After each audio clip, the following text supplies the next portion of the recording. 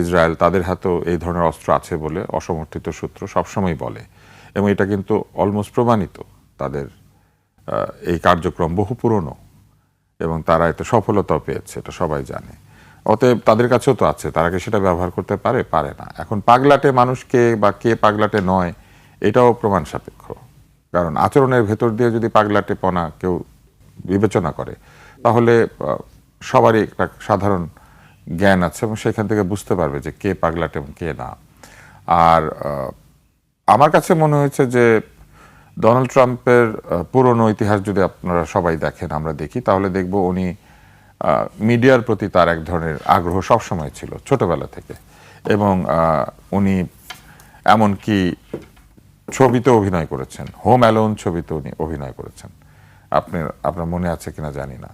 হ্যাঁ, এবং ওই হোটেলে যেখানে চিত্রায়িত হয়েছিল ওই হোটেলের মালিকানাও তার ছিল, এবং সেইখানে তিনি এই একটা অভিনয় করেছিলেন। ম্যাকওয়েলে কালকিন উনি ঘুরে দাঁড়িয়ে বলেন, ওই একটা সংলাপ দেন ক্রিসমাসের সময়। এবং আরও বিষয় রয়েছে, যখন উনি তার প্রাথমিক ব্যবসা শুরু করেন তখনও কিন্তু ওনার একটা বড় কাজ ছিল মিডিয়াতে রেগুলার হাজির হওয়া, সাক্ষাৎকার দেওয়া। উনি একাধিক টকশোতে হাজির হতেন এবং সেখানে সাক্ষাৎকার দিতেন। সেখানে তিনি জীবনে প্রেসিডেন্ট হতে চান এরকম কথাবার্তা বিভিন্ন সময় বলেছিলেন এবং নিজেকে ডেমোক্র্যাট হিসেবে ঘোষণা করেছিলেন। পরে কিন্তু তিনি রিপাবলিকান দলে এসেছেন। আবার কেন রিপাবলিকান দলে গিয়েছেন এটা জিজ্ঞেস করার পরে উনি বলেছেন যে ওদের নেতা ছিল না তাই আমি গিয়েছি, কারণ ওইখানে শূন্যতা আছে, অতএব আমি সেটা পূরণ করেছি। উনি আসলে মূলত একজন ভালো ব্যবসায়ী, উনি অপরচুনিটি বোঝেন এবং অপরচুনিটি ব্যবহার করতে পারেন। এই মুহূর্তে আসলে সারা পৃথিবীতে একটা যুদ্ধাবস্থা তৈরি করা হয়েছে এবং এই যুদ্ধাবস্থা তৈরি করার দায়িত্ব কিন্তু আসলে সবসময় আক্রমণকারীকে নিতে হয়, এটা তো যিনি আক্রান্ত হন তিনি নেন না। ফলে ইয়াহুদ বারাক যেটা বলেছেন এটা সত্যি কথাই বলেছেন উনি। আর আরেকটি বিষয় হচ্ছে, আপনারা যদি খুব ঠান্ডা মাথায় চিন্তা করেন তাহলে দেখবেন যে কখন এই আক্রমণটা শুরু হলো। মূলত এইটা বৃহৎ পরাশক্তিগুলি, এই মুহূর্তে যারা বৃহৎ পরাশক্তি তাদের মধ্যে বাণিজ্য এবং অর্থনৈতিক যুদ্ধের একটা প্রক্রিয়া। সেই প্রক্রিয়ায় তেল, গ্যাস, জ্বালানি নিয়ন্ত্রণের একটি বিষয় রয়েছে, রেয়ার আর্থ মেটেরিয়াল বা এক ধরনের দুর্লভ যে খনিজ সম্পদ সেইগুলির অধিকারের একটা ব্যাপার আছে। ভবিষ্যতে যেহেতু এআই ভিত্তিক সমাজ তৈরি হতে যাচ্ছে, সেই এআই ভিত্তিক সমাজে কারা এটাকে নিয়ন্ত্রণ করবে সেই প্রশ্ন আছে।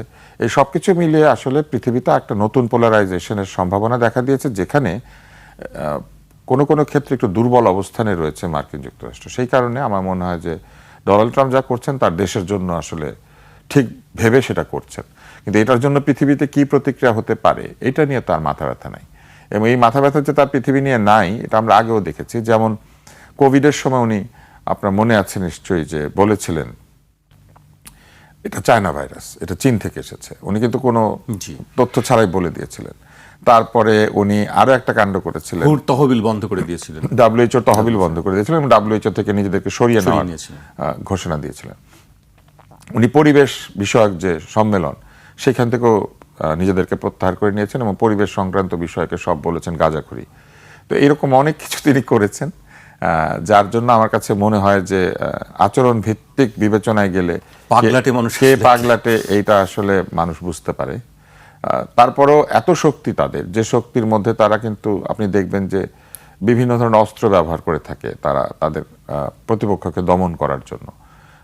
সেইখানে অর্থনৈতিক অবরোধ আছে, সেইখানে সশস্ত্র আক্রমণ আছে, সেইখানে এক ধরনের বিশ্বব্যাপী বয়কটিংয়ের একটা ব্যাপার আছে, এবং ভিসা, ইমিগ্রেশন এইগুলি নিয়ন্ত্রণ করার ব্যাপার আছে। ফলে মার্কিন যুক্তরাষ্ট্র একটি বড় পরাশক্তি এবং এই পরাশক্তি আসলে এই মুহূর্তে এমন একটা অবস্থা আছে যে তারা মনে করছে তারা যা খুশি তাই করতে পারে এবং সেটাই তারা করছে, এবং তাদের যারা মিত্র তারাও এই বিষয়টা নিয়ে তেমন কিছু বলছে না। এখন পৃথিবীতে যে আন্তর্জাতিক আইনগুলি আছে, আন্তর্জাতিক আইনগুলি যারা তৈরি করেছেন তারা কিন্তু এগুলি কিভাবে প্রযুক্ত হবে এটার খুব একটা শক্তিশালী কোনো কিছু করতে পারেন নাই। ধরেন আমি এবং ফুয়াদ আমরা বড় বড় অস্ত্র কামান নিয়ে আমরা যুদ্ধ শুরু করলাম, আপনি হচ্ছেন বিচারক, কিন্তু আপনাকে আমি কোনো কামান বন্দুক কিছুই দেই নাই।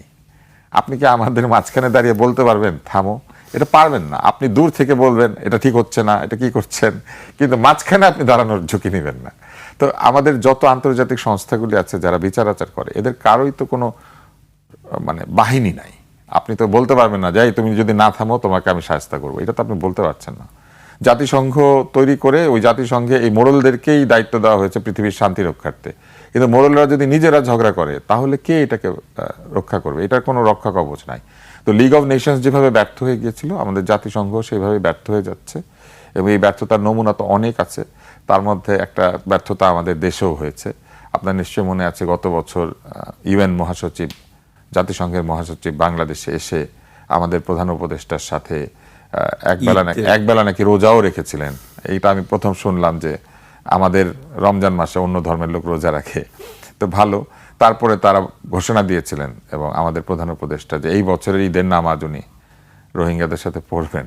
আমি তো দেখলাম উনি নিজের নিরাপত্তা নিয়েছেন 1 বছরের জন্য, এই নামাজ পড়ার বিষয়টা উনি ভুলেই গিয়েছেন। তো এরকমই হয় আসলে, বুঝলেন? ওই বড় বড় শক্তিরা যেসব কথাবার্তা বলে ওগুলো কোনো কাজে লাগে না, জাতিসংঘ যা বলে সেটা কোনো কাজেই লাগে না। তুষার ভাইয়ের কাছে আবারও আসবো আমি, পর্যায়ে আসাদুজ্জামান ফুয়াদের কাছে আসতে চাই। আপনার কাছে কি মনে হচ্ছে আসলে যে যুদ্ধবাজ ট্রাম্প কি পিছু হটছেন, নাকি ইরানের অবস্থা কি খারাপ হতে পারে, কি মনে হয় আসলে? ধন্যবাদ। যুদ্ধের ব্যাকরণ হচ্ছে যুদ্ধ পরিকল্পনা করে শুরু করা যায়, শেষ করা যায় না। কারণ যুদ্ধ শুরু হয়ে গেলে এতগুলো মানে প্রত্যাশা করা হয় নাই এমনগুলো ঘটনা ঘটে, যারা প্লেয়ার ছিলেন না ওই সকল প্লেয়াররা ওই খেলাতে যুক্ত হন। এই সব বাস্তবতায় যেটা হয়, যুদ্ধ থেকে সাডেনলি প্ল্যান করে চলে আসা যায় না, উইথড্র করা যায় না। এখন আমেরিকা এবং ইসরায়েলের বাস্তবতা হচ্ছে অলমোস্ট যুদ্ধে জেতার ইতিহাস কিন্তু আমেরিকার অলমোস্ট নাই। আপনি যদি গত 100 বছরের ইতিহাস দেখেন, second world war, first world war ছাড়া এর পরের যত যুদ্ধগুলো তারা করেছে, এর প্রত্যেকটা যুদ্ধে মোরাললেস তারা কিন্তু হেরে গিয়েছে। সর্বশেষ দেখেন যে আপনার আফগানিস্তানে কিভাবে নির্লজ্জের মতো রাতের অন্ধকারে সবকিছু রেখে থেকে তারা পালিয়ে চলে গেছে, ভিয়েতনাম ওয়ার থেকে শুরু করে সব জায়গায়। তো পশ্চিমাদের যুদ্ধে জেতার ইতিহাস কিন্তু কম। ইসরায়েলেরও তাই, অধিকাংশ যুদ্ধে সে হারে, এবং যখনই সে হারে তখন দেখবেন যে মধ্যস্থতা করে জাতিসংঘের মাধ্যমে সে উইথড্র করবার মতো একটা সিচুয়েশনে সে চলে যায়। এখনও অবস্থা যেটা দেখতে পাচ্ছি সেটা হচ্ছে ইসরায়েল এবং আমেরিকা যেই উদ্দেশ্য হাসিল করতে চেয়েছে তার ধারে কাছেও তারা নাই আসলে, এবং উদ্দেশ্যটা কিন্তু বারবার শিফট করেছে। কেন তারা এই যুদ্ধে যাচ্ছে?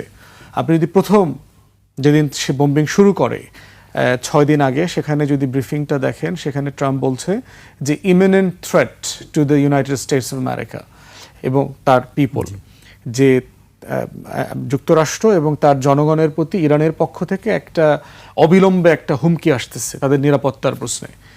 হুমকিটা কি?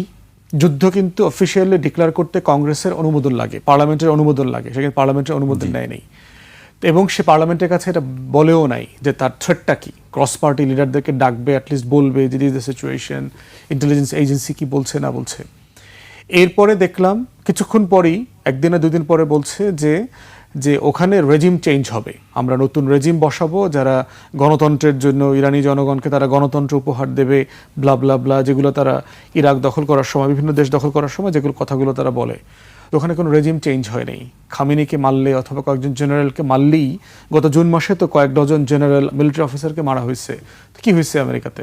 প্রেসিডেন্টকে মারা হয়েছে, বিমান এক্স্যাক্টলি। তারপরে হচ্ছে আপনার হিজবুল্লাহর প্রধানকে মারা হয়েছে। তো কি হয়েছে? কিছু হয়নি।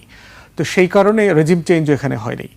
তারপরে আবার পারপাস চেঞ্জ করা হলো, বলছে যে আমরা ওইখানে যে নিউক্লিয়ার বোমা আছে, বোমা মারানোর থেকে তারা খুব কাছাকাছি চলে আসছে, WMD আছে, এই সেই আছে, এগুলোকে আমাদেরকে বাড়িত করতে হবে। তো এখন ইতিমধ্যে তো 2015-র যে অ্যাটমিক এনার্জির মধ্যস্থতা চুক্তি হয়েছে, সেন্টারফিউজ যেটা ছিল, যে উপাদানগুলো ছিল, এগুলো তো অলরেডি রাশিয়ার কাছে দিয়ে দেওয়া হয়েছে। রাশিয়ার সাথে ইরানের আলাদা চুক্তি আছে, এবং সকল আন্তর্জাতিক প্রতিষ্ঠান বলছে যে ইরান কোনো অ্যাটমিক বোম বানানোর চেষ্টা করছে না। তাহলে সেখানে কি ধ্বংস করবার জন্য আপনারা যাবেন? কিছু নাই তো ওখানে। ইরাকেও তো একই অবস্থা ছিল, হয়েছে একই অবস্থা। তাহলে প্রশ্ন হচ্ছে যে প্রত্যেকটা লক্ষ্য যদি খেয়াল করেন যেগুলো সে ঘোষণা করেছে, এই ঘোষিত প্রত্যেকটা লক্ষ্য কিন্তু ফেল করেছে। ইসরায়েলের ক্ষেত্রে একই অবস্থা। দেখেন, ইসরায়েলও এই কথাগুলো বলেছে, যেখানে একটা স্বৈরাচার বসে আছে, তার নিজের দেশের হাজার হাজার লোকদেরকে সে মারে, হত্যা করে। কে বলছে? যে গত 2 বছরে গাজাতে 50,000 শুধু শিশু হত্যা করেছে। সে বলছে ইরানিয়ান রেজিম নাকি ইরানে হাজার হাজার লোক মারছে। কথা সত্য, ইরানিয়ান রেজিমও দেশে মানবাধিকার লঙ্ঘন করা, মেয়েদের অধিকার, তারপরে হচ্ছে দেশের নাগরিকদের ভোটাধিকার প্রয়োগের ক্ষেত্রে স্বাধীনতা রেস্ট্রিক্ট করা, অনেক লিমিটেশন আছে তার স্টাইল অফ গভর্নেন্সের যে বাস্তবতাটা। কিন্তু সেটা তার দেশের ব্যাপার, তার দেশের মানুষ ঠিক করবে কে ক্ষমতায় থাকবে থাকবে না, প্রয়োজনে গণ অভ্যুত্থান করবে, যুদ্ধ করবে। তাহলে আসলে পারপাসটা কি? একটা হচ্ছে যে ইসরায়েল এবং আমেরিকা বলছে তারা এগুলো করছে ওখানে অ্যাটাক করার জন্য, এটা তার পারপাস। কিন্তু আমরা প্রিসাইজলি দেখতে পাচ্ছি এগুলো আসলে পারপাস না, এবং এগুলো অ্যাচিভ করবার মতো অবস্থায় তারা নাই। তাহলে আসলে কেন তারা এটা করছে? কয়েকটা কারণ হতে পারে। একটা হচ্ছে আমেরিকার জন্য টার্গেট হচ্ছে যে আমেরিকার অর্থনীতির অবস্থা ভালো না, আমেরিকার ইকোনমি কন্ট্রাক্টেড হয়ে যেতে পারে, ইকোনমি প্রচণ্ড ঋণাত্মক হয়ে গেছে, ঋণের বার্ডেন বেড়ে গেছে, তারা যে পরিমাণ ট্রাম্প বলেছে যে এমপ্লয়মেন্ট ক্রিয়েট হবে, প্রচুর ম্যানুফ্যাকচারিং হবে, লক্ষ লক্ষ মানুষের চাকরি বাকরির ব্যবস্থা হবে, মিড লেভেলের আর্নিং ক্যাপাসিটির জব তৈরি হবে, সেগুলো কিছু হয়নি। নভেম্বর মাসে মিড টার্ম ইলেকশন আছে, মধ্যবর্তী নির্বাচন। মধ্যবর্তী নির্বাচন মানে হচ্ছে আমেরিকার যে কংগ্রেস, সংসদে যে দুইটা কক্ষ আছে, নিম্ন কক্ষে হাউস অফ রিপ্রেজেন্টেটিভের যে 435 জন সদস্য, ওইটাতে পুরোটা নির্বাচন হবে। সিনেটে 100 সদস্যের ভিতরে 35 জন নির্বাচন হবে। বর্তমানে কিন্তু কংগ্রেসে রিপাবলিকানরা মেজরিটি আছে। তো এই যে তার আমলনামার 2 বছরের রেকর্ড, এই রেকর্ড নিয়ে সে যদি নভেম্বরে ইলেকশনে যায়, ধরে না হচ্ছে সে ইলেকশনে হেরে যাবে। অতএব মিড টার্ম ইলেকশনে এই ওয়ার হচ্ছে আমেরিকার হিস্ট্রিতে রাজনীতিকে ইনফ্লুয়েন্স করা, নির্বাচনকে ইনফ্লুয়েন্স করার একটা মানে মোক্ষম অস্ত্র হিসেবে ব্যবহার করা হয়। এর আগেও বহুবার প্রেসিডেন্টরা এই কাজগুলো করেছেন, এবং সেটা যদি ইসরায়েলের সাথে হয়, মধ্যপ্রাচ্যে হয়, তখন এটার পয়েন্ট স্কোরিংটা অনেক বেড়ে যায়। কিন্তু এটা এখানে বুমেরাং হয়েছে, ব্যাকফায়ার করেছে। আপনি যদি রিপাবলিকানদের মধ্যেই দেখেন, কংগ্রেসের রিপাবলিকান লিডার যারা আছে, ক্যালিফোর্নিয়ার গভর্নরকে দেখলাম, তারপর টাকার কার্লসন আছে একজন প্রমিনেন্ট সাংবাদিক, খুবই রাইট উইং ট্রাম্পের সাপোর্টার, এরা সবাই কিন্তু এই যুদ্ধের সমালোচনা করছে। ফরেন মিনিস্টার যে ছিল, তাদের secretary of state mark Rubio তো বলেই ফেলেছে যে এটা আমাদের প্ল্যান ছিল না, এটা ইসরায়েলের একটা যুদ্ধ, তারা প্ল্যান করেছে, আমাদেরকে ইনভলভ হইতে হয়েছে। তাহলে বোঝা যাচ্ছে যে আমেরিকার আসলে যুদ্ধে যাবার কোনো প্ল্যান ছিল না, কোনো লক্ষ্য ছিল না। যেহেতু ইসরায়েল এই যুদ্ধটা করবে, তার ট্র্যাপে ফাঁদে সে আমেরিকাকে নিয়ে ফেলেছে, এবং আমেরিকান ইসরায়েলি লবি যেহেতু আমেরিকাতে খুব স্ট্রং, তাদের বিকল্প কোনো জায়গা ছিল না। আমেরিকা আর কি অ্যাচিভ করতে চায় এখান থেকে আসলে টেকনিক্যালি হচ্ছে চায়না কন্টেইনমেন্ট পলিসি তার বহু বছরের, 91 সাল থেকে কন্টেইন করার জায়গাতে আছে। এখন চায়নাকে সে কন্টেইন করতে পারছে না।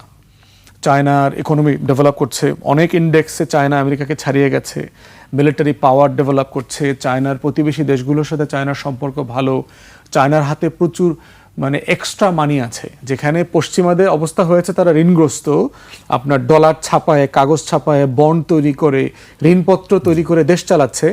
চায়নার কাছে প্রচুর সারপ্লাস ফান্ড আছে তার রিজার্ভে, এই ফান্ড সে সারা দুনিয়াতে ঋণ হিসাবে দিচ্ছে। অতএব ওই দেশগুলোর সাথে প্রভাব তৈরি হচ্ছে। তো সেই জায়গাতে এই প্রভাবটা সে কিভাবে কার্টেল করবে, অনেকভাবে চেষ্টা করছে, কিন্তু ওয়ার্ক করতেছে না। চায়নাতে যদি তার যে গ্লোবাল সেকেন্ডারি মাল সাপ্লায়ারের যে ব্যবসাটা তার আছে, এইটা করে দিলে যেটা হবে, টোটাল গ্লোবাল ইকোনমি কলাপস করবে। পশ্চিমা দেশগুলোতে জিনিসপত্রের দাম বেড়ে যাবে, তাদের যে ক্রয় ক্ষমতা আছে ওটা নিজ দেশে বানায় ওই কাপড়টা, ওই প্রোডাক্টটা সে ব্যবহার করতে পারবে না। সস্তায় চায়না এটা তৈরি করে দিচ্ছে। তাহলে চায়নাকে আঘাত করবার একমাত্র জায়গা আছে, চায়নার যদি এনার্জি সাপ্লাইতে আপনি ব্যাঘাত তৈরি করতে পারেন। চায়নার যেটা সবচেয়ে দুর্বল জায়গা ইকোনমির, সেটা হচ্ছে তার বিশাল দেশ, কিন্তু সাফিসিয়েন্ট তেল গ্যাস নাই তার দেশে। তাকে এটা টোটালি ইম্পোর্ট করতে হয়, ভেনেজুয়েলা থেকে করতে হয়, ইরান থেকে করতে হয়, আপনার ব্ল্যাক মার্কেটে মধ্যপ্রাচ্যের অন্যান্য দেশগুলো থেকে করতে হয়, এবং সেটা করতে হয় আটলান্টিক, প্যাসিফিক, হরমুজ এই জায়গাগুলোকে ব্যবহার করে। তাহলে এখন আমেরিকা চাচ্ছে চায়নার এনার্জি সাপ্লাইয়ের নিয়ন্ত্রণ নেওয়া। একটা অংশে নিয়ন্ত্রণ সে নিয়ে ফেলেছে গত 2 মাস আগে ভেনেজুয়েলাতে। ভেনেজুয়েলার মাদুরোকে গ্রেফতার করে ধরে নিয়ে এসে ওইটার সাপ্লাইয়ের নিয়ন্ত্রণটা সে নিয়েছে। দ্বিতীয় তার টপমোস্ট সাপ্লাইয়ের সোর্স হচ্ছে ইরান। এখন সে এই জন্য টার্গেট করেছে ইরানকে সে চোখ করবে, গলা চেপে ধরবে। ইরানের তেল গ্যাস সেকেন্ড থার্ড মজুদ সারা দুনিয়ার, এইটাকে যদি সে চোখ করে ফেলতে পারে, তাহলে চায়নাতে ইকোনমির যে জ্বালানির যে স্মুথ সাপ্লাইটা, এইটাকে সে কাটেল করে দিতে পারবে, যেটা করে সে চায়নার অর্থনীতিকে কাবু করতে পারবে। কিন্তু এইটা তার জন্য হিতে বিপরীত হয়েছে। এটা হলো আমেরিকার পারপাস। আপনার সেকেন্ড পার্টে আমি বলবো যে ইসরায়েল আসলে কি অ্যাচিভ করতে চায় এখান থেকে। আমি এটি নিয়ে কথা হবে, তুষার ভাইয়ের কাছে আসতে চাই। তুষার ভাই, কতদিন ধরে চলবে এই যুদ্ধের এখনো পর্যন্ত কেউ সেভাবে বলতে পারছে না যে কতদিন পর্যন্ত আসলে যেতে পারে। কিন্তু তারপর একটি হিসাব দেওয়া হচ্ছে যে ইরানের সঙ্গে যুক্তরাষ্ট্রের যুদ্ধ দেশটির অর্থনীতিতে সর্বোচ্চ $210 বিলিয়ন পর্যন্ত ক্ষতির কারণ হতে পারে। এমন পূর্বাভাস দিয়েছেন আর্থিক বিশ্লেষক কেন্ট স্মেটার্স। তিনি বহুল ব্যবহৃত পেন ওয়ার্টন বাজেট মডেলের পরিচালক। এই বিষয়টি আসলে মানে অনিশ্চয়তার দিকে যাচ্ছে। আপনার কাছে কি মনে হয় নতুন নতুন যে আমরা জায়গাগুলো দেখছি বা হামলাগুলো ছড়াচ্ছে তাতে কি ভূ রাজনৈতিক একটি প্রভাব তো নিশ্চয়ই পড়তে যাচ্ছে? ভূ রাজনৈতিক প্রভাব তো অনেক দিন থেকে আছে। ইরানের সঙ্গে যে সংঘাত এবং মধ্যপ্রাচ্যের যে সংঘাত, সেই সংঘাত তো বহুদিন ধরে ভূ রাজনৈতিক প্রভাব বিস্তার করছে। এটা আরো বাড়বে, এটাকে এসকালেশন বলে, এটা আরো ঘনীভূত হবে, আরো বেড়ে যাবে। কিন্তু খরচ তো যুদ্ধে থাকবেই, এবং খরচ করার সক্ষমতা অবশ্যই আক্রমণকারীদের বেশি, কারণ তারা পৃথিবীর অর্থনৈতিক পরাশক্তিও। এবং আপনি যদি বিবেচনা করেন তাহলে দেখবেন যে এই যে দুইটি দেশ, এই দুইটি দেশের মধ্যে মিত্রতা অত্যন্ত প্রবল। ফলে এরা আবার পৃথিবীর অর্থনীতিকে অন্যভাবে নিয়ন্ত্রণ করে। যেমন যে দেশটি মধ্যপ্রাচ্যে, ইসরায়েল, তারা কিন্তু পৃথিবীর ব্যাংকিং, অর্থনীতির একটা বৃহৎ জায়গাতে তাদের বিনিয়োগ, এইসব জায়গাতে তাদের বৃহৎ প্রভাব আছে। ফলে যুদ্ধ চালিয়ে যাওয়ার আর্থিক সক্ষমতা বেশি আক্রমণকারীদের, কিন্তু ওদের খরচও বেশি। এই কারণে যে তাদের যেসব অস্ত্র বলেন বা তাদের যেসব খরচ বলেন, এই সব কিছুই আক্রান্ত ইরানের চাইতে বেশি। কারণ ইরানের তো স্থলযুদ্ধ করতে হচ্ছে না, কিন্তু আমেরিকানদেরকে পুরো পৃথিবী জুড়ে ঘাঁটি মেনটেন করতে হয় এবং তাদেরকে সৈন্য পাঠিয়ে রেখে দিতে হয় এবং এদেরকে প্রচুর বেতন দিতে হয়। এদের এক একজন সৈন্যের জীবন রক্ষার্থে তাদের যত ধরনের গেজেট ব্যবহার করতে হয়, আক্রান্ত পক্ষ তারা যেহেতু দুর্বল, তাদের সৈন্যদের জীবন নিয়ে তারা এই পরিমাণ খরচ করে না। ফলে শুধু যুদ্ধেরই প্রতিরক্ষা খরচই তাদের অনেক বেশি। তাদের স্যাটেলাইট পালতে হয়, তাদের জাহাজ পালতে হয়, তাদের গোয়েন্দা পালতে হয়, তাদের অস্ত্রগুলি সব অধিক ব্যয় করে বানাতে হয়, কেননা তাদের নিজস্ব তৈরিকৃত অস্ত্র আসলে রাষ্ট্র তৈরি করে না, ডিপ স্টেটের জন্য না, রাষ্ট্র তৈরি করে না। হ্যাঁ, এরা তৈরি করে হচ্ছে তাদের যে মিলিটারি ইন্ডাস্ট্রিয়াল কমপ্লেক্স আছে, অর্থাৎ তাদের যে সামরিক শিল্প আছে, সেই শিল্প এগুলো তৈরি করে। এগুলো কিন্তু ব্যক্তি মালিকানাধীন। ফলে যুদ্ধের যে কোনো প্রফিট এই পুঁজিবাদী দেশ, বিশেষ করে এই পশ্চিমা দেশগুলিতে, তাদের ব্যবসায়ীদের কাছে যায়। ফলে এই যুদ্ধটা চালানোর সক্ষমতা ততদিনই তাদের থাকবে যতক্ষণ পর্যন্ত ব্যবসায়ীদের অর্থে টান না পড়বে এবং যতক্ষণ পর্যন্ত এই খরচ তারা বহন করতে পারবে। এখন আপনার কি মনে হয় যে আসলে যুক্তরাষ্ট্র কি কতদিন আসলে এটি টানবে, বা সে কি আসলে পিছু হটার জন্য কোনো চিন্তা ভাবনা কি করছে কিনা? সে কতদিন টানবে, এর চেয়ে বড় বিষয় হচ্ছে তার মিত্ররা কতদিন তার এই পাশে দাঁড়িয়ে এই যুদ্ধকে সহ্য করবে। কেননা তার পকেটে টান না পড়লো, তার মিত্রদের পকেটে তো টান পড়বে। যেমন দুবাই হচ্ছে একটা ট্যুরিস্ট এরিয়া, দুবাইয়ের কিন্তু রপ্তানি পণ্য নাই ওই অর্থে।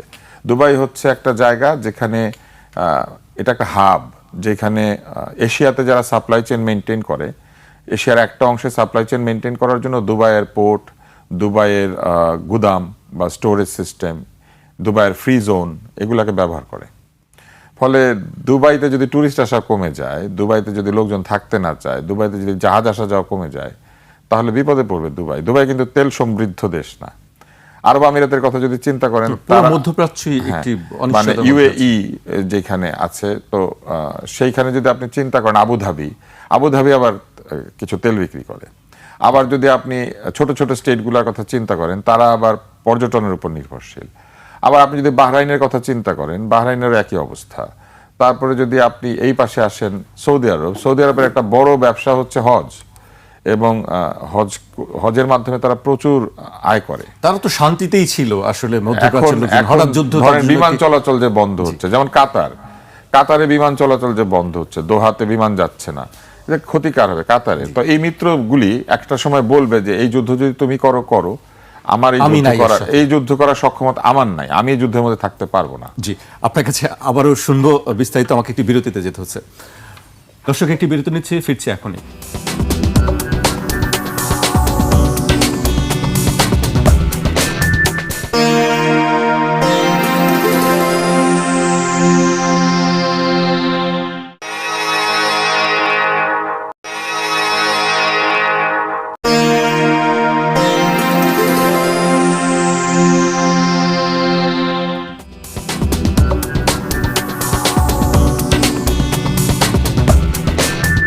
বিরতির পর আবারও স্বাগত। আপনারা দেখছেন ২১ রাত। আমাদের সঙ্গে আছেন গণমাধ্যম ব্যক্তিত্ব ডাক্তার আব্দুল তুষার এবং এবি পার্টির সাধারণ সম্পাদক ব্যারিস্টার আসাদুজ্জামান ফুয়াদ। বিরতিতে যাবার আগে আমরা কথা বলছিলাম মধ্যপ্রাচ্য পরিস্থিতি নিয়ে। আমরা দেখছি যে ইরানের পক্ষ থেকে বলা হচ্ছে লক্ষ্য অর্জন না হওয়া পর্যন্ত চলবেই। আবার যুক্তরাষ্ট্রের পক্ষ থেকে আমরা দেখছি যে তার লং রেঞ্জ মিসাইল যেগুলো আছে সেগুলো তারা পরীক্ষা করছে, তার মানে দূর থেকে টার্গেট করা হবে আর কি। আসলে কি মনে হচ্ছে আমেরিকা কি আসলে মধ্যপ্রাচ্য তার জন্য কি আসলে চোরাবালি? তার জন্য মানে সবসময় এটা চোরাবালি ছিল। আমেরিকা দেখেন তার জন্মের পর থেকে ১৭৭৬-এর পর থেকে সে যুদ্ধ করে নাই এমন বছর হইল ১৬টা বছর। বাকি হেন কোনো বছর নাই যে সে যুদ্ধ করে নাই। পৃথিবীর ইতিহাসে এই লেভেলের ওয়ারমঙ্গারিং নেশন, মানে যুদ্ধবাজ জাতি, মানে মঙ্গলদের পরে, চেঙ্গিসদের পরে আর কেউ ছিল বলে আমার জানা নাই আর কি। তো সে যুদ্ধ করতে পছন্দ করে এবং এটার মনস্তাত্ত্বিক জায়গা আছে। দেখেন যে এই দেশগুলো তৈরি হয়েছে কিভাবে। হোয়াইট সেটলার কলোনিয়াল স্টেট বলি, যে ইউরোপিয়ান সাদা মানুষগুলো ইউরোপ থেকে বের হয়ে হয়ে অন্য দেশের দখল করে দেশ বানাইছে। যেমন ইউরোপিয়ানদের একটা অংশ আপনার এই ধর্মযুদ্ধ যেটা চলছিল ১৬শ শতাব্দীতে শুরু হয়ে, এই যে প্রোটেস্ট্যান্ট, কালভিনিস্ট, অর্থোডক্স, ক্যাথলিকদের সাথে এগুলো অ্যাভয়েড করবার জন্য, বেঁচে থাকার জন্য তারা পালায়ে চলে গেছে ওইসব দেশে। তো পালায়ে গিয়ে কী করেছে, কোটি কোটি আপনার রেড ইন্ডিয়ান যারা ছিল, ওখানকার যারা নেটিভ, তাদেরকে হত্যা করে তারা একটা দেশ বানাইছে। কেনেডিয়ানরা দেখেন ফার্স্ট নেশন যাদেরকে তারা বলে, তাদেরকে হত্যা করে তারা দেশ বানিয়েছে। অস্ট্রেলিয়া দেখেন অ্যাবরিজিনসদেরকে হত্যা করে লাখে লাখে দেশ বানিয়েছে। নিউজিল্যান্ড দেখেন মাউরি জনগোষ্ঠীকে হত্যা করে দেশ বানিয়েছে। ইসরায়েলও কিন্তু একই রকম একটা settler colonial state. America, Canada, Australia, New Zealand যেরকম স্টেট, ঠিক ইসরায়েল হচ্ছে এরকম একটা দেশ যার কোনো নেটিভ জনগোষ্ঠী নাই, লেস দ্যান 5%, যারা ওখানে আসলে বাস করে। তারা অলমোস্ট সবাই পৃথিবীর বিভিন্ন দেশ থেকে আসছে, দেশ দখল করেছে, ফিলিস্তিনিদের জমি দখল করে, বাড়ি দখল করে ওখানে থাকে। তাহলে এখন আমেরিকা আসলে কি চায়, পশ্চিমারা আসলে কি চায়? পশ্চিমারা চায় তাদের মতো এই যে একটা হোয়াইট কলোনিয়াল স্টেট, এই রাষ্ট্রটা এখানে টিকে থাকুক। ৩৫০ মিলিয়ন, ধরেন ৩৫-৪০ কোটি মুসলমানদের মধ্যে একটা ইহুদি সাদা চামড়ার রাষ্ট্র এখানে থাকলে যেটা হবে, চারপাশে খবরদারি, মাতব্বরি করা, গোয়েন্দাগিরি করা, তাদের জ্বালানি, রিসোর্স এগুলোর উপরে নিয়ন্ত্রণ নেওয়াটা অনেক সহজ হবে। এই জন্য দেখবেন যে ইসরায়েলের নিরাপত্তাটা পশ্চিমের প্রত্যেকটা দেশের নিজেদের নিরাপত্তা পারপাজের অংশ। তার ফরেন পলিসির অংশ হচ্ছে ইসরায়েলকে সেফগার্ড করা, তার ডিফেন্স পলিসির অংশ হচ্ছে ইসরায়েলকে সেফগার্ড করা। যদিও পৃথিবীর কোনো রাষ্ট্র আর একটা রাষ্ট্রকে ডিফেন্ড করাটা তার ফরেন পলিসির অবজেক্টিভ হয় না। অ্যালাইড রাষ্ট্র থাকে, বন্ধু রাষ্ট্র থাকে, তারা কমনলি কাজ করে, ডিফেন্স প্যাক্ট থাকে, কিন্তু এই লেভেলে ইসরায়েলকে তারা যে লেভেলে প্রোটেকশন দিচ্ছে পশ্চিমারা, এটা হচ্ছে ওই মনস্তত্ত্বের জায়গায়, দখলদারিত্বের জায়গায়। দ্বিতীয় যেটা হয়েছে সেটা হচ্ছে যে আপনার পশ্চিমাদের একটা বড় পারপাস হচ্ছে যে হিন্টারল্যান্ড, তারা মনে করে যে পৃথিবীর মধ্যের একটা জায়গা, যেই জায়গাটা যার নিয়ন্ত্রণে থাকবে সে ডানে বামে, পূর্বে পশ্চিমে অন্য জায়গাগুলো নিয়ন্ত্রণে রাখাটা তার জন্য সহজ হবে। এই জন্য দেখবেন যে কনফ্লিক্টটা সে কেন করে, যে একটা লো ইন্টেন্সিটি কনফ্লিক্ট করতেছে, এত বছর ধরে স্যাংশন দিয়ে রেখেছে, তো দেশটা দুর্বল হয়ে গেছে, তার নিউক্লিয়ার বোমার উপরে নিয়ন্ত্রণ নিয়েছে, সেন্ট্রিফিউজ, এই মাল মশলা যেগুলো আছে এগুলো এখন সব মস্কোতে আছে, তাহলে তার আর্থিক অবস্থা ভালো না, তার ইরানিয়ান দিনার খুবই দুর্বল হয়ে যাচ্ছে। এইরকম একটা জায়গাতে সে খুবই দুর্বল ডিফেন্সে আছে। অতএব ধারণা করা হচ্ছিল তাকে ২-৩ দিনের ভিতরে একটা হাই ইন্টেন্সিটি ওয়ার করলে সে আসলে ভেঙে যাবে, তার কোমর ভেঙে যাবে, সে সারেন্ডার করবে। কিন্তু এটা আসলে ভুল প্রমাণিত হয়েছে। এটা ইরাক না, এটা ভেনেজুয়েলা না, এটা প্রমাণিত হয়েছে যে আপনার 4টা লেয়ারে দেখলাম সুপ্রিম লিডারের সাকসেশন ব্যবস্থাটা রেডি করা আছে, সাকসেশন রেডি করা আছে। 4টা লেয়ার, মানে 4জন সুপ্রিম লিডার খুন হওয়ার পরে কে দায়িত্ব নেবে সেটাও তাদের বলে দেওয়া আছে। তাহলে ইনস্টিটিউশন এখানে ভেরি স্ট্রং। একটা ডেমোক্রেটিক প্র্যাকটিস কিন্তু এখানে আছে, কিছু লিমিটেশন আছে, কিন্তু ডেমোক্রেটিক প্র্যাকটিস কিন্তু ওয়াইডলি আছে। তারা প্রতি 4 বছর পর পরে নির্বাচন করে এবং কোনো রাজনৈতিক দল নাই কিন্তু ইরানে। এখানে হচ্ছে সবাই প্রেসিডেন্ট নির্বাচন করে, সংসদ সদস্য নির্বাচন করে স্বতন্ত্রভাবে, কোনো দল নাই। কারণ তারা মনে করে বিপ্লবের পর সবাই মিলে একটা রাষ্ট্র বানিয়েছে, এখানে আর কোনো দল থাকতে পারবে না। তো সেই জায়গাতে আমরা বোধ করছি যে যেই পারপাসগুলোকে টার্গেট করে এই যুদ্ধটা চাপিয়ে দেওয়া হয়েছে তার প্রত্যেকটা ব্যর্থ হয়েছে এবং আরও সামনের দিনগুলোতে প্রমাণিত হবে যেটা আরও কিভাবে ব্যর্থ হচ্ছে। এবং ইরান এটা যেটা সাকসেসফুলি করতে পেরেছে, চারপাশের প্রত্যেকটা গালফ স্টেটে আমেরিকার রাডার সিস্টেম ধ্বংস করে দেওয়া এবং প্রত্যেকটা দেশের আমেরিকার বেইজে অ্যাটাক করতে পারা, যেটা কিন্তু সে কখনো এর আগে করে নাই। এর আগে শুধু একবার করেছিল কাতারে, আমেরিকার সাথে আন্ডারস্ট্যান্ডিং এর ভিত্তিতে করেছে। ট্রাম্প কিন্তু বলছিল হ্যাঁ আমাকে ফোন দিয়েছে, তারা বেইজে অ্যাটাক করবে, আমি এটা খালি করে ফেলছি কেন কেউ এখানে হতাহত না হয়। ইসরায়েল আসলে কি চায়? ইসরায়েলের পারপাস কি এই যুদ্ধ? এগুলো তো আমেরিকার পারপাস, পশ্চিমাদের পারপাস। ইসরায়েলের পারপাস হচ্ছে তার যে হিস্টোরিক্যাল জায়নিস্ট কান্ট্রি, যেটা from Nile to the Mediterranean C, সেই নীল থেকে শুরু করে, নীল নদী থেকে শুরু করে ভূমধ্যসাগর পর্যন্ত পুরোটা মিলে সে একটা আদি জায়নদের রাষ্ট্র বানাবে। এর জন্য যেটা করতে হবে, তার চারপাশের দেশের ল্যান্ড দরকার। দ্বিতীয়ত হচ্ছে শক্তিশালী কোনো মুসলিম রাষ্ট্র যেন চারপাশে না থাকে, তাহলে তার নিরাপত্তা সংকট তৈরি হবে। এই দুইটা পারপাসকে কেন্দ্র করে দেখবেন মধ্যপ্রাচ্যের প্রত্যেকটা যুদ্ধ আবর্তিত হয়েছে। সেটা ইরাক বলেন, সেটা ইরান বলেন, সিরিয়া বলেন, লেবানন বলেন, তারপরে তুরস্কের কার্ডিশ অংশ বলেন, তারপরে লিবিয়া বলেন, সুদান বলেন, সোমালিয়া বলেন, প্রত্যেকটা জায়গার কেন্দ্রবিন্দু হচ্ছে তার এই ল্যান্ড এক্সপানশন। তার অরিজিনাল যে জায়ন স্টেট, সে স্টেটকে সে তৈরি করতে চায়। তো এই প্রত্যেকটা জায়গাতেই এমন একটা জায়গায় আসছে দেখবেন, এর সাথে আবার দুইটা ব্যক্তিগত স্বার্থ জমে গেছে। ট্রাম্প একটা কনভিক্টেড ক্রিমিনাল, সে প্রেসিডেন্ট না হলে তাকে জেলে যাইতে হইতো। নেতানিয়াহু কিন্তু একটা কনভিক্টেড ক্রিমিনাল, করাপশনের মামলায় তার পরিবারের এবং তার ছেলের সাথে তার কয়েকদিন আগে ঝগড়া হয়েছে। তার ছেলে তাকে চটথাপ্পড় পর্যন্ত দিয়েছে বলে মিডিয়াতে আসছে। এই লেভেলের রিলেশনশিপ আছে তাদের মধ্যে। তাহলে নেতানিয়াহু পার্সোনালি বাঁচার জন্য যে কোনো মূল্যে প্রধানমন্ত্রী থাকতে চায়, যুদ্ধ করে হলেও থাকতে চায়। গাজাতে যুদ্ধ করলো 2-2.5 বছর থেকে, এখন ইরানে করছে, এর আগে কয়েক দফা করেছে।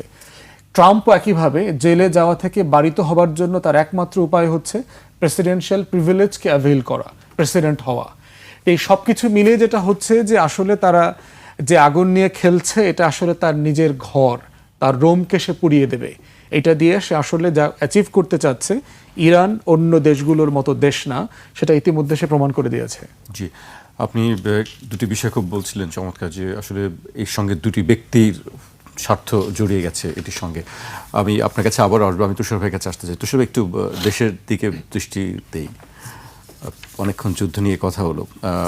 আমরা দেখেছি আজকে জামায়াত ইসলামের পক্ষ থেকে সাবেক উপদেষ্টা রিজওয়ানা হাসান এবং বর্তমান পররাষ্ট্রমন্ত্রী, তাদেরকে জিজ্ঞাসাবাদের জন্য কথা বলা আছে। আমি তার বক্তব্যটি একটু উল্লেখ করতে চাই। অন্তর্বর্তী সরকারের সাবেক উপদেষ্টা সৈয়দা রিজওয়ানা হাসানকে নির্বাচনের ভোট ইঞ্জিনিয়ারিংয়ের স্বঘোষিত রাজসাক্ষী উল্লেখ করে জিজ্ঞাসাবাদের দাবি জানিয়েছে বাংলাদেশ জামায়াত ইসলামী। একই সঙ্গে অন্তর্বর্তী সরকারের সাবেক জাতীয় নিরাপত্তা উপদেষ্টা ও বর্তমান সরকারের পররাষ্ট্রমন্ত্রী খলিলুর রহমানকে লন্ডন কনস্পিরেসির জনক ও গাদ্দার উল্লেখ করে জিজ্ঞাসাবাদের আওতায় আনার পাশাপাশি মন্ত্রীর পদ থেকে অপসারণের দাবি জানিয়েছে জামায়াত ইসলামী। আপনার বক্তব্য জানতে চাই বিষয়ে। ওনারা তো অনেক বড় দল, ওনারা ভালো বোঝেন। আমরা সাধারণ মানুষ, আমরা একটু সাধারণভাবে বুঝি। এই দুই উপদেষ্টা সিলেক্টেড হয়েছিলেন যখন, তখন এই রাজনৈতিক দলগুলি সেখানে ছিলেন, এই সিলেকশন প্রসেসের মধ্যে তারা যুক্ত ছিলেন। এবং প্রফেসর ইউনূস যখন খলিলুর রহমান সাহেবকে নিয়ে আসেন বিদেশ থেকে, এনে হাই রিপ্রেজেন্টেটিভ করেন, তারপরে আবার তাকে নিরাপত্তা উপদেষ্টা নিয়োগ করেন, এরকম নানান পদে তো উনি ছিলেন, উনি তো একটা পদে ছিলেন না। তো তখন তো ওনারা কিছু বলেন নাই। ওনারা হঠাৎ রাজসাক্ষী, তাদেরকে জবাবদিহি করতে হবে, এইসব যদি বলেন, তাহলে তো আমি মনে করি যে আমাদের আমির সাহেব যিনি, তাকেও রাজসাক্ষী করে জবাবদিহি চাওয়া উচিত যে ওনারা কি মনে করে চুপ করেছিলেন। কারণ খলিলুর রহমান সাহেব বলেছেন যে